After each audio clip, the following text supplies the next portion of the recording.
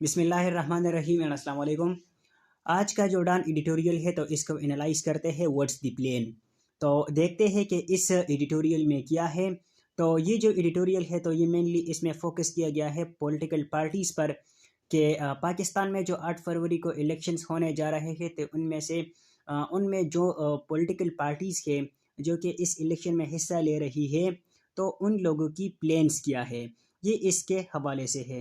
तो देखते हैं, सबसे पहले पॉलिटिकल पार्टीज़ पर फोकस किया गया है और इनकी मैनिफेस्टो के जो पॉलिटिकल पार्टीज़ के जो कि इस इलेक्शन में हिस्सा ले रही है तो उन लोगों की जो मैनिफेस्टो है तो वो क्या है। मैनिफेस्टो जो है वो कैसे कहते हैं, तो ये जो है एक किस्म की डॉक्यूमेंट होती है जो कि जो पॉलिटिकल पार्टीज़ होती है तो इसको इशू करती है कि अगर ये जो इलेक्शंस है, अगर ये इलेक्शन में जीत जाऊँ और मैं पावर में आ जाऊँ तो इन इन चीज़ों पर जो है वो मैं काम करूँगा। अब वो पाकिस्तान की जो पॉलिटिकल पार्टीज़ है तो फॉर एग्जांपल पाकिस्तान में कौन कौन से प्रॉब्लम्स है, जैसे कि पाकिस्तान में जो है एजुकेशन प्रॉब्लम है, हेल्थ प्रॉब्लम है, इकोनॉमी की प्रॉब्लम है, इसके अलावा और भी बहुत सारे प्रॉब्लम्स हैं। तो अब एक पार्टी जो है वो कहती है कि इन चीज़ों पर मैं काम करूँगा, पाकिस्तान की ये जो प्रॉब्लम्स है और इनको किस तरीके से सॉल्व करूँगा, तो वो मैनिफेस्टो होती है। तो इस एडिटोरियल में क्या है वो देखते हैं। सबसे पहले इसमें जो लिखने वाला है तो वो सवाल करता है, what exactly are our political parties fighting for. कहते हैं कि हमारी जो पॉलिटिकल पार्टीज के कंट्री में तो ये किसके लिए लड़ रहे हैं, एक दूसरे के साथ क्यों ये लगड़ झगड़ रहे हैं एक दूसरे के साथ। इन दी अपकमिंग जनरल इलेक्शंस, जो जनरल इलेक्शन पाकिस्तान में होने वाले हैं और ये जो पॉलिटिकल पार्टीज के जो कि एक दूसरे के साथ लड़ रहे हैं तो ये क्यों लड़ रहे हैं। व्हाट आर देयर प्लान्स, इन लोगों के प्लान्स क्या है इन पॉलिटिकल पार्टीज की। ठीक है, कि अगर ये पावर में आते हैं तो ये क्या करेंगे, या एक दूसरे के साथ लड़ रहे तो क्यों लड़ रहे हैं। उन्होंने तो कोई चीज़ जो है वो वाजिह नहीं किया कि हम क्या करने वाले हैं। मजीद इसमें लिखते हैं कि पाकिस्तान पीपल्स पार्टी इसमें कहते हैं कि 10 पॉइंट्स टू डू लिस्ट।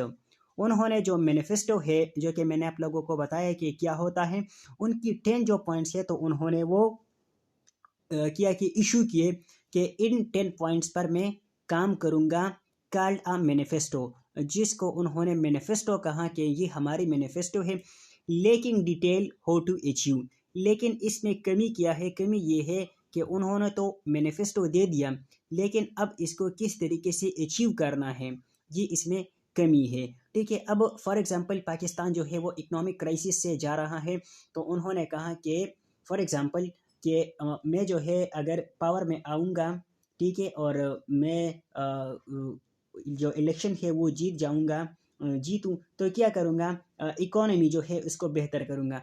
लेकिन ये नहीं बताया कि किस तरीके से बेहतर करूँगा। पाकिस्तान में जो है हेल्थ की जो प्रॉब्लम है तो इसको वो मैं ठीक करूँगा, या पॉपुलेशन की प्रॉब्लम है तो इसको सॉल्व करूँगा, लेकिन किस तरीके से करूँगा तो वो उन्होंने क्लियर नहीं बताया है।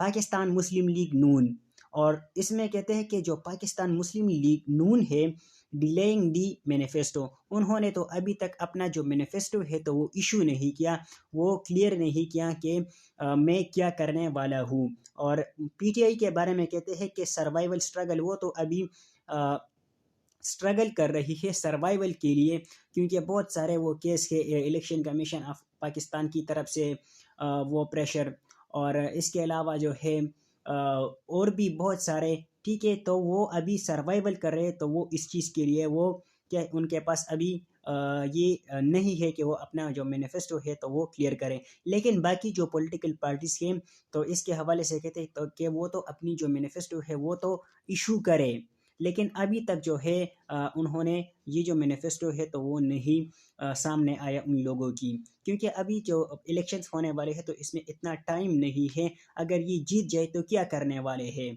Can't argue enough time. अगर ये जो पॉलिटिकल पार्टीज के तो अगर ये इस चीज़ को आर्गू करते हैं कि हमारे पास टाइम नहीं है तो ये बात जो है इन लोगों की गलत है।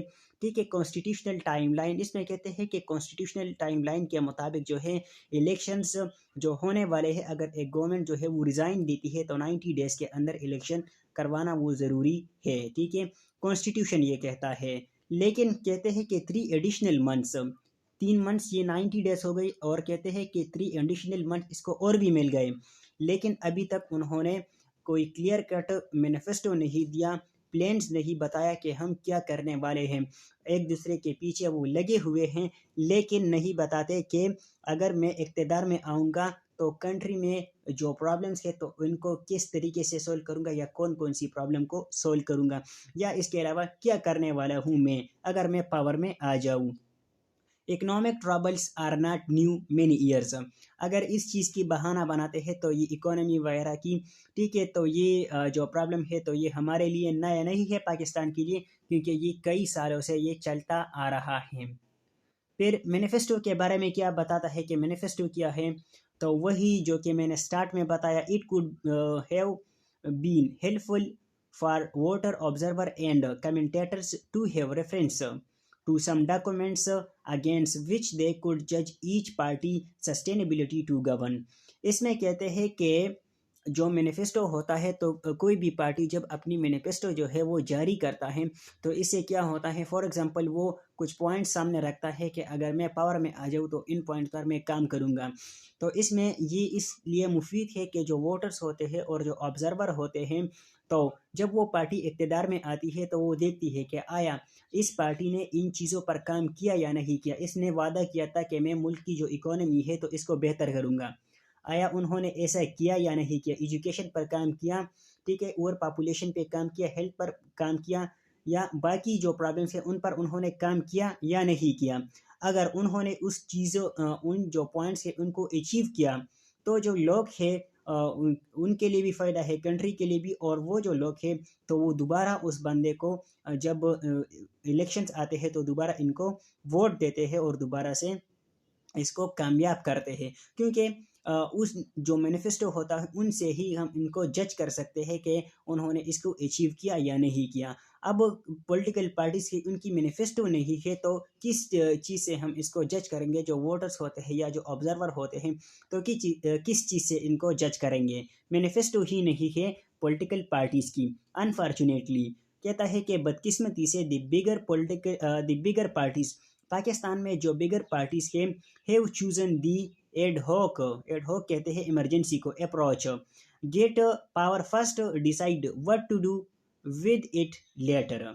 इसमें कहते हैं कि पाकिस्तान में जो बड़ी पॉलिटिकल पार्टियाँ है, ठीक है, पॉलिटिकल पार्टीज है, तो वो चाहती है कि इसको पावर पहले मिले, ठीक है, बाद में फिर वो डिसाइड करेगी कि हमें क्या करना है क्या नहीं करना। तो यही जो है हमारे यही पॉलिटिकल पार्टीज वो यही चाहती है कि अगर हम पावर में आ जाए तो तब जो है वो हम देखेंगे कि हम क्या करने वाले हैं। मैनिफेस्टो जो है उन्होंने वो नहीं दिखाया, क्लियर नहीं किया। लेसन फ्राम जमात इस्लामी कहते हैं कि उन लोगों को, ये जो पॉलिटिकल पार्टीज है तो उनको जमात इस्लामी से कुछ सीखना चाहिए, what it can achieve if given executive power. उन्होंने क्लियर जो है मैनिफेस्टो जारी किया है कि अगर वो इनको पावर जो है पावर में लाया जाए, एग्जीक्यूटिव पावर इनको मिली, तो वो किन किन पॉइंट्स पर किन किन चीज़ों पर काम करेंगे और इसको किस तरीके से अचीव करेंगे, तो उन्होंने ये क्लियर बताया है।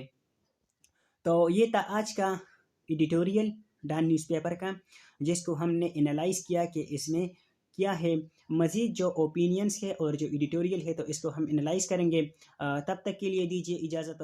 अल्लाह हाफिज़।